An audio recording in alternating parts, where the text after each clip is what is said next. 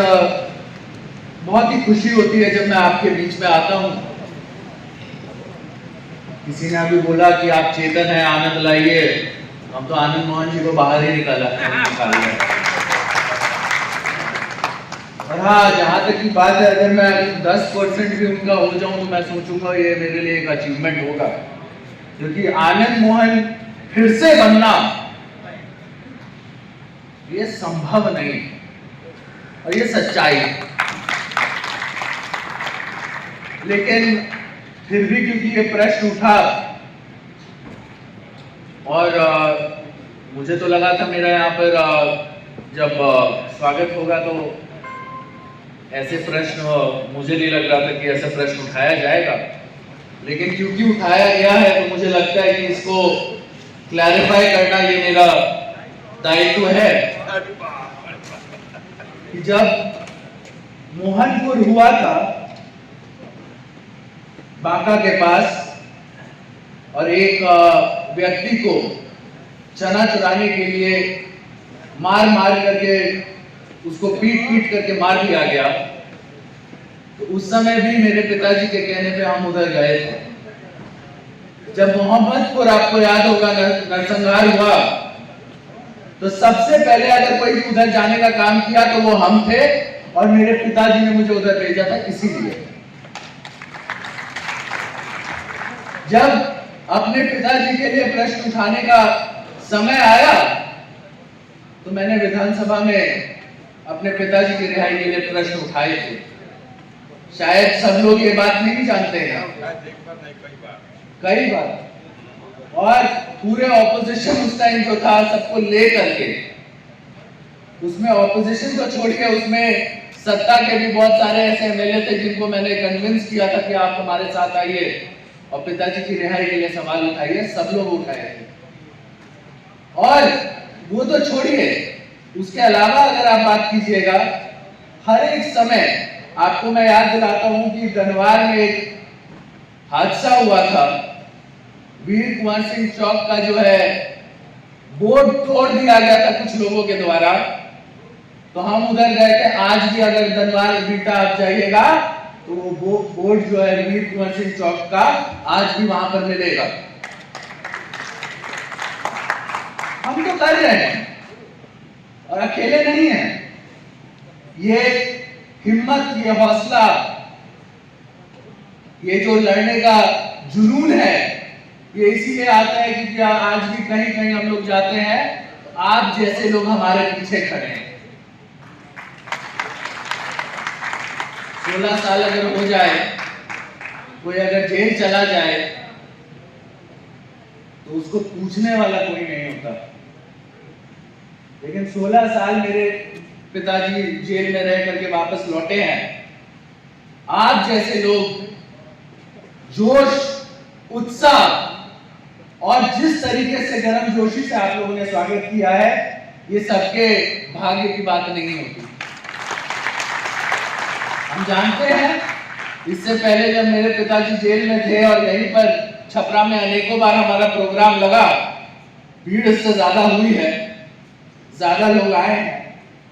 अभी बारिश का समय है या फिर जो भी बातें हैं वो तो मैनेजमेंट जाने, लेकिन हम जानते हैं कि छपरा वासियों का जो है इस लड़ाई में सबसे बड़ा योगदान है।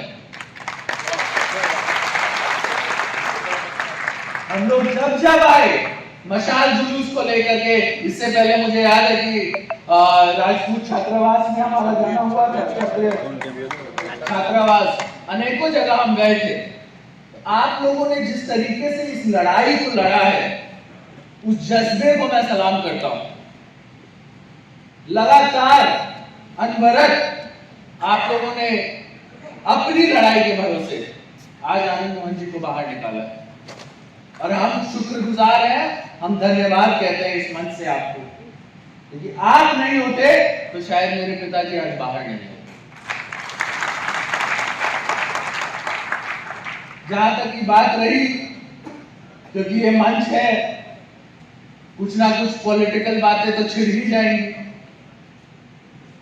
तो उसमें हम तो चाह रहे थे थोड़ा अवॉइड किया जाए, लेकिन बात ऐसी है कि जब हमारी शादी हो रही थी और मेरे पिताजी जब बाहर आए थे, तो आप ही बताइए कि वो कौन लोग थे जिन्होंने मेरे पिताजी के साथ गले लगा करके फोटो खिंचवाया था और कहा था कि आनंद मोहन जी को बाहर आना चाहिए, और जब बाहर आ गए तो सबसे पहले बोलते हैं आनंद मोहन जी क्यों बाहर आए। याद है ना कौन लोग थे?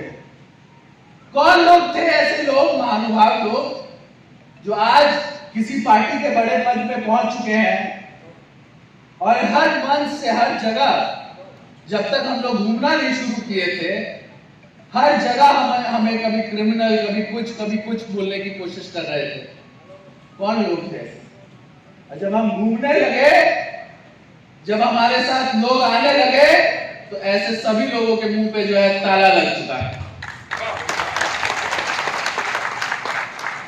और यही बात है, यही डर है, और अगर ये खौफ है जो उनके मन में है, तो हम उन्हें ये बता देते हैं कि हम आगे बढ़ के छेड़ते नहीं हैं, लेकिन अगर तुम हमें छेड़ दो तो हम छोड़ते नहीं।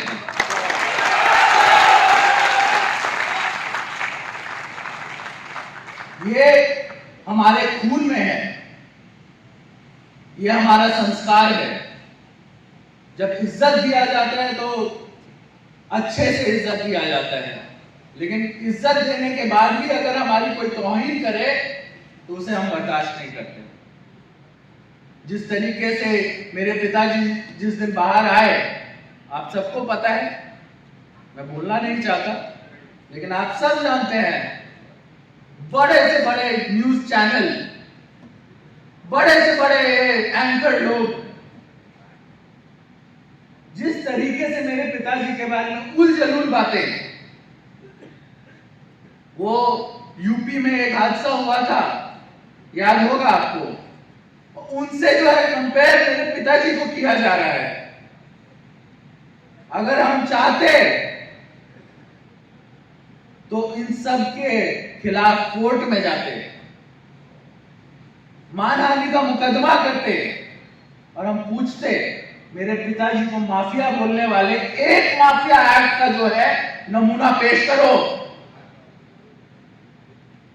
उनको क्रिमिनल बोलने वाले एक क्रिमिनल एक्ट का नमूना पेश करो। ये भी अगर केस अगर हम देखेंगे और इसको मान लेंगे, क्योंकि हम जानते हैं, आप जानते हैं कि मेरे पिताजी इस केस में कहीं दूर दूर तक नहीं थे।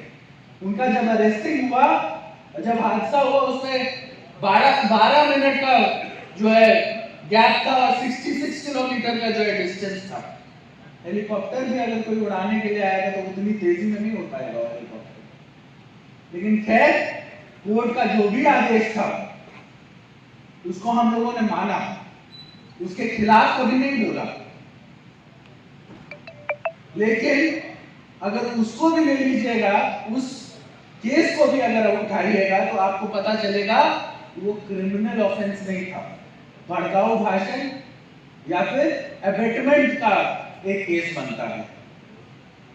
लेकिन बड़े बड़े लोग जिन्हें ये प्रॉब्लम था कि आनंद मोहन जी क्यों छूट गए, विडंबना है कि हमारे समाज का कोई भी अगर छूट जाता है तो ऐसी ही क्वेश्चंस जो है उठाए जाते हैं। और हम लोग इस साजिश को समझिए। मैं आप सबसे निवेदन करता हूं, ये साजिश यहां से नहीं है, ये साजिश कहीं और से।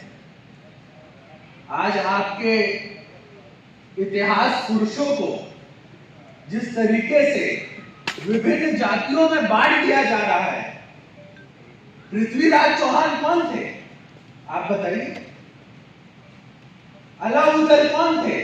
रहे थे हम लोग पटना भरेंगे नहीं, पटना को पाट देंगे।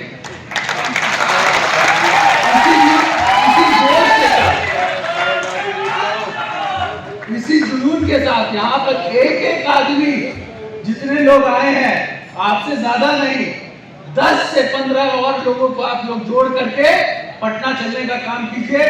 हम ये मानेंगे कि यहाँ से जो है हम सफल होकर निकलेंगे। जय हिंद, जय भारत, जय सरकार।